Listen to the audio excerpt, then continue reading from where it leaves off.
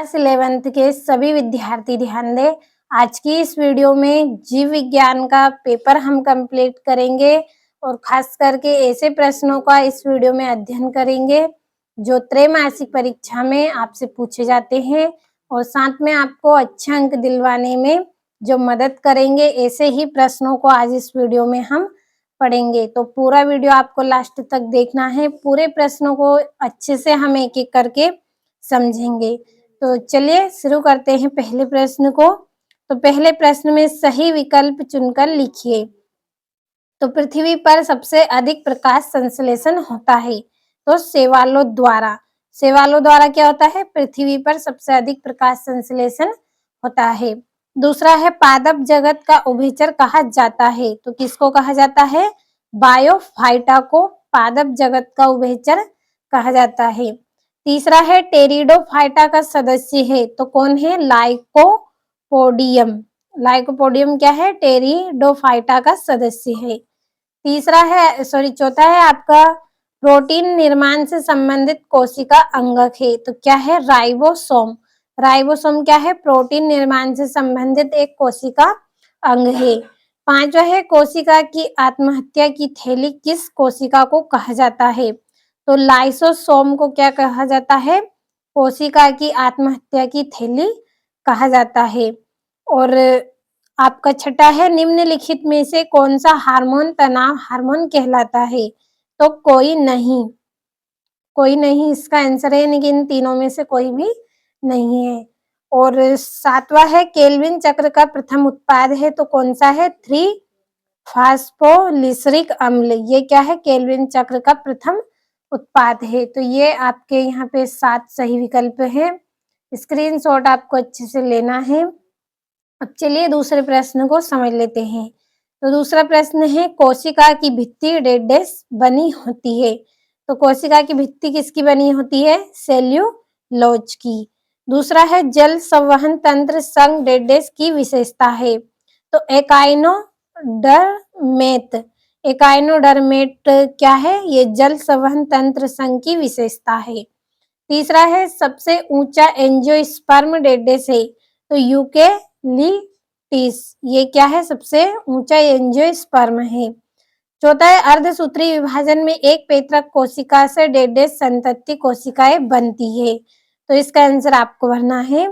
और पांचवा है कोशिका का ऊर्जा ग्रह डेडेस को कहा जाता है, तो माइटोकॉन्ड्रिया को क्या कहा जाता है? कोशिका का ऊर्जा ग्रह यानी कि घर कहा जाता है। छठा है कवकों की कोशिका भित्ति प्राय डेडेस की बनी होती है, तो काइटिन यौगिक की बनी होती है। कवकों की जो भित्ति होती है वो काइटिन की बनी होती है। और ये सातवां पादप विषाणु का अनुवांशिक पदार्थ होता है, तो सिंगल अथवा डबल इंस्ट्राडेट।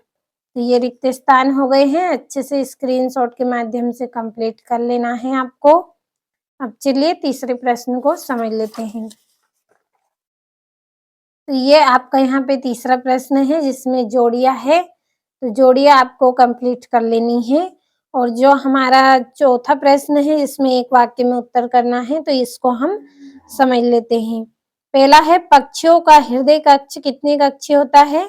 तो 4 कक्ष होते हैं जो पक्षियों का हृदय होता है उसमें। और संघ आर्थ्रोपोडा के 2 जंतुओं के नाम लिखिए, तो कॉकरोच, झींगा और केकड़ा।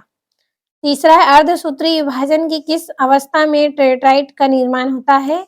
तो पेक्टिन अवस्था में क्या होता है? ट्रेटा का निर्माण होता है। और चौथा है आपका एक पाइरुविक अम्ल में कितने कार्बन परमाणु होते हैं? तो 6 कार्बन परमाणु होते हैं एक पाइरुविक अम्ल में। और कार्बोहाइड्रेट के श्वसन गुणांक का मान लिखना है, तो 1 होता है। छठा है पादप विज्ञान की शाखा माइकोलॉजी के अंतर्गत किसका अध्ययन किया जाता है? तो पौधों का जीवन, पौधों के जो जीवन होते हैं, पौधों का जीवन होता है उसका अध्ययन किया जाता है।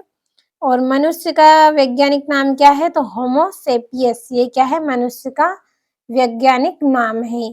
अब चलिए जो 2-2 नंबर के प्रश्न हैं हमारे उनको हम समझ लेते हैं, तो किस तरह के क्वेश्चन है आपके। पांचवा है माइकोप्लाज्मा क्या है? छठा है अंडे देने वाले स्तनियों के नाम आपको बताने हैं। 2 और 7वें में ऊतक किसे कहते हैं, 8वें में कॉकरोच में कष्टक कहाँ पाए जाते हैं, और मेंढक की मूत्र वाहिनी के कार्य आपको बताने हैं। तो यहाँ से आप स्क्रीनशॉट लें इनका। अब चलिए 9वें प्रश्न को हम पढ़ लेते हैं। तो स्क्रीनशॉट आपने लिया होगा।